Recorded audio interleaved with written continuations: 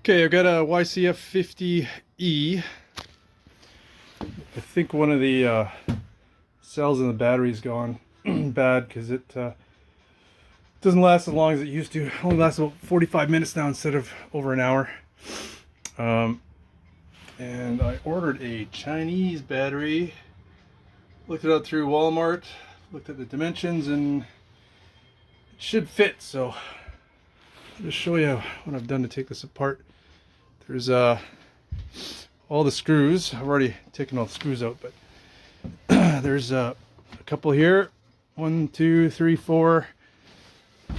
And on the back, there's 2, 1, 2 there. So that gets your seat and all the cowls off. And I got to be careful with this one because this one that's here also holds on your ignition switch. Okay, so once that's off, you can take off the fake tank. There's a one there and one there. But careful when you take this off because there's a little plug right there for the, I think they call it the potentiometer. So take that off. And put that aside. And now you've just got, there's 8mm bolts. One there, one there, one here, and 2 Allen keys, one there, and one up front here. So, other side, same here. 1, 2, 3, and 4.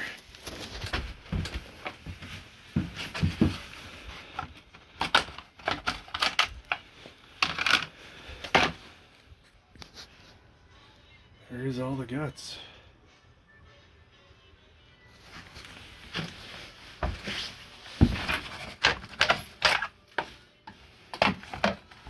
Okay, there's a couple of plugs here. This one is for the charging port. Let's try to get that off with one hand. And this other one is for, oh yeah, this is for the top speed adjustment.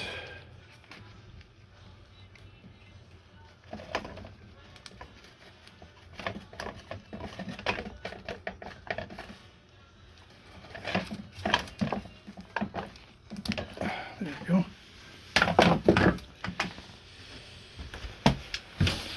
So for the battery, there's one bolt that's supposed to be there holding it. I've already taken them out.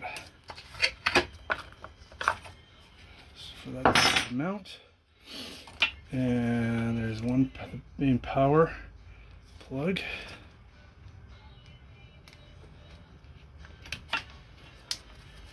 And there's the charge port's already unplugged, so it should just come out now. There we go.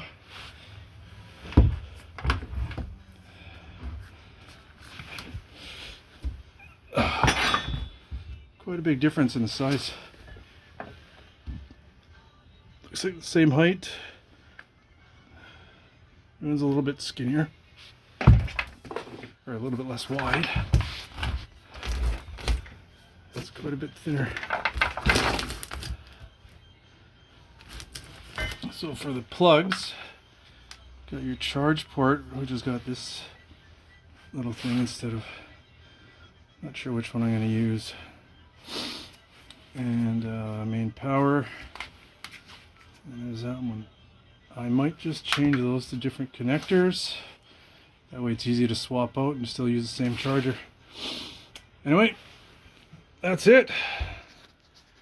Pretty simple to get into, but we'll see how this battery works. Okay, so this is what I've done.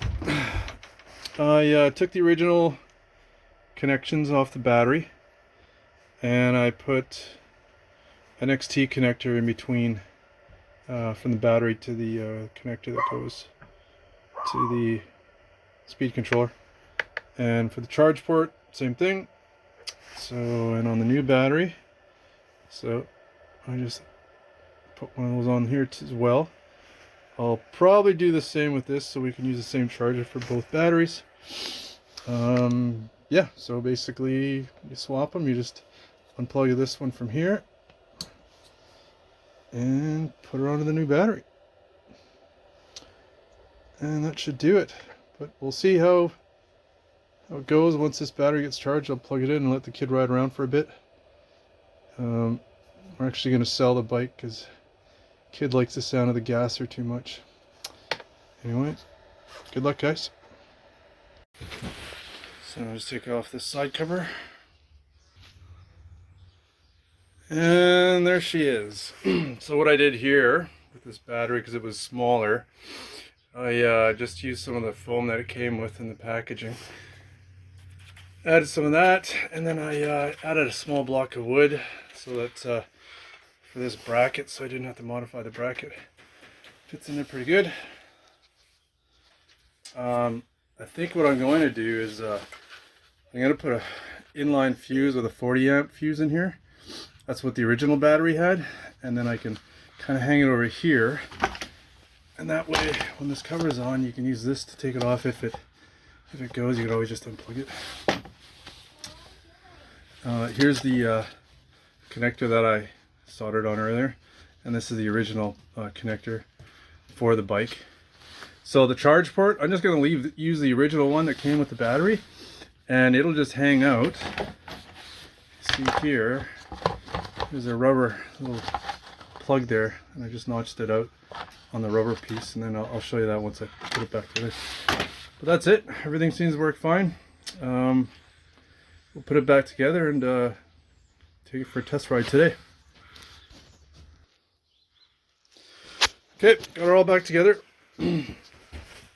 There's that charge port I was talking about. So I just cut a little slit in there and then just hung this out here. And there's the original battery. Like I said, one of the cells is, I think it's dead in there, but we'll see. You can see that number on there. The original battery, when I checked with the dealer, it was over $600. That other battery that I installed in here was, I think, $300 Canadian after taxes.